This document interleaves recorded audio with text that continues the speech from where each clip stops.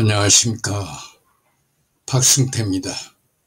오늘은 복잡성, 컴플렉시티에 관한 얘기를 좀 하고 싶습니다. 21세기에 들어서면서 코로나 창궐로 세계가 모든 면에서 충격을 받습니다. 그런데 우리 몸에서 면역 체계가 그 복잡성을 이루고 있습니다. 다시 말하면 항원과 항체의 관계가 복잡하다는 겁니다. 우리 몸에서 일어나는 그 복잡성에 관한 부분은 특히 그 뇌에서 일어나는 일들입니다. 감정, 의식, 기억 등이 이 복잡계에 해당하며 또한 그 유전자, DNA가 이제 유전 정보를 발현하게 되는데 이와 같은 현상들이 다 복잡성으로 설명이 됩니다. 자연에서는 그러면 어떤 면이 이 복잡성에 해당이 될까요? 쉽게는 소셜 네트워크 같은 것이 이제 해당이 되고, 그리고 이제 우리가 보통 쉽게 생각하는 푸드체인, 먹이 사슬이라고 하나요? 이런 것들이 복잡성에 해당이 됩니다. 그래서 이는 다시 말하면 복잡성이란 복잡한 구조 속에서 정보의 흐름이 어떤지를 밝히고 거기에서 정확한 어떤 원리를 찾아내는 겁니다. 예를 들면 국제금융의 경우에 지금까지 알려졌던 문제점들을 보완하면서 분산 구조 쪽으로 개선을 촉구하면서 미래 전자정부에 서 있을 수 있는 플랫폼 구축에 열을 내고 있는 것이 이 복잡성 연구입니다. 나는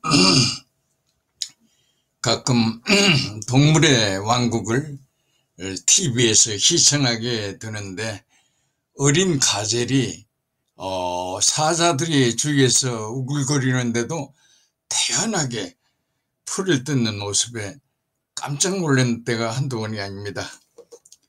사실 동물의 왕국은 먹이 사슬을 설명하는 복잡성 설명의 한 종류입니다.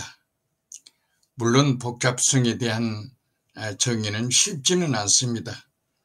물론 어떤 현상을 설명하는데 직관적인 사고로 복잡한 시스템을 분석해서 그 복잡한 구조 내에서 정보의 흐름을 밝히면서 그 원리를 실생활에 이용할 수 있도록 많은 것을 창안해낼 수 있습니다. 그런데 이 복잡성과 카오스, 무질서를 혼용하는 경우가 많이 있습니다. MIT의 미첼 교수는 이런 논문을 썼습니다. 카오스, 컴플렉스, 그리고 엔트로피. 그래서 이 논문에서 엔트로피만 걷어내면 카오스만 남는다고 이제 주장하는데, 이는 이 동양의 음양론처럼 서양에서는 카오스와 오더의 구분이 명확해져서 동서양의 어떤 이론에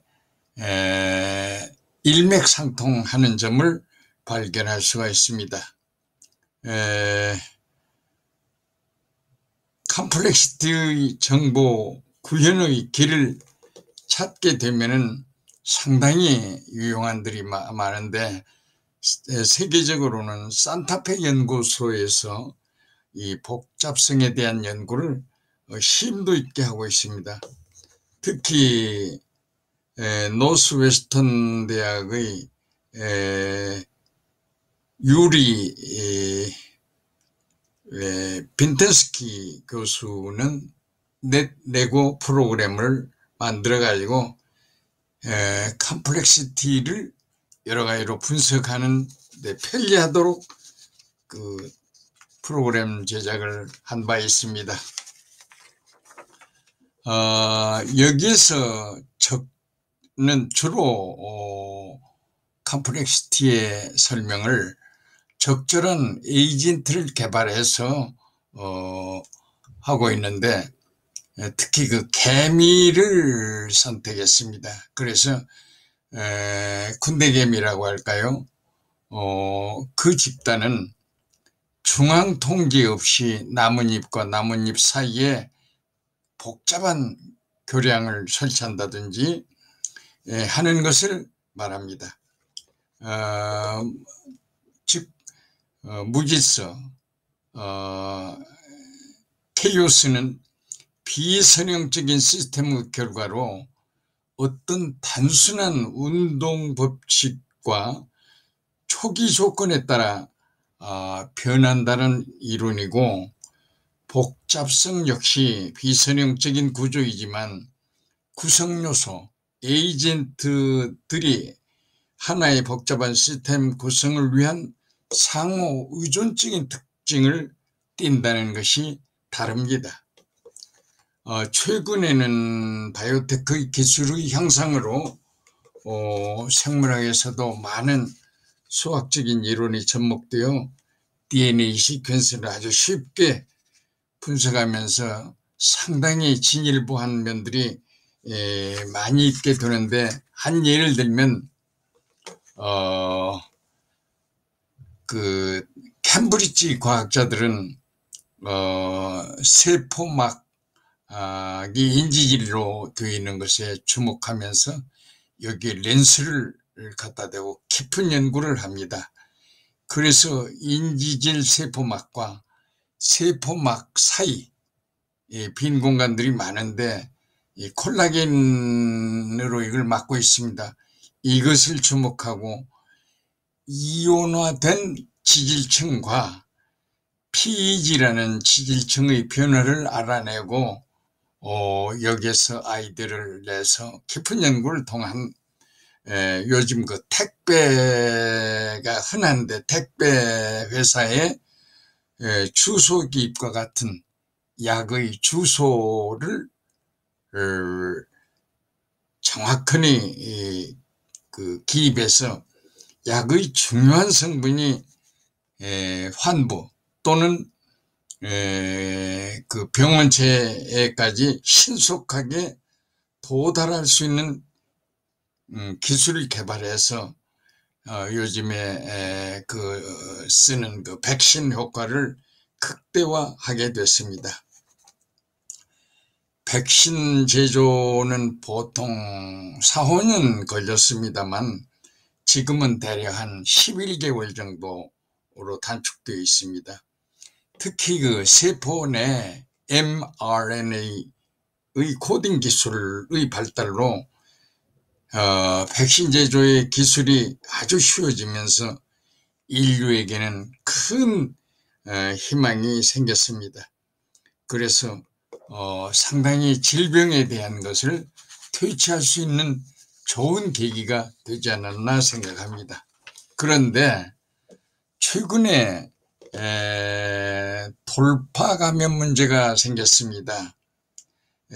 브렉스루 인펙션이라고 해서 백신을 완전하게 처치했는데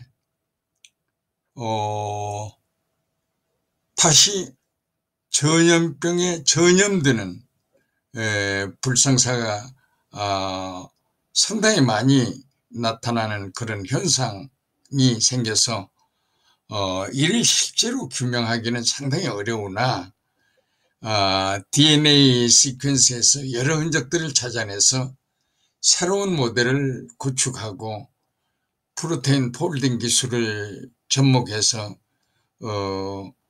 백신의 새로운 제조에 상당한 희망을 걸고 있습니다.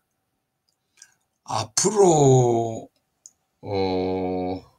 컴플렉시티의 연구의 장을 넓혀서 정보의 흐름과 엔트로피 증가를 막는 그런 기술들이 많이 개발될 걸로 생각합니다. 특히 그 산타페나 노스웨스턴 대학의 여러 가지 것을 참고하면서 거기에 대한 생각을 하는 사람들은 많이 활용할 수가 있으니까 참고하시기 바랍니다. 감사합니다.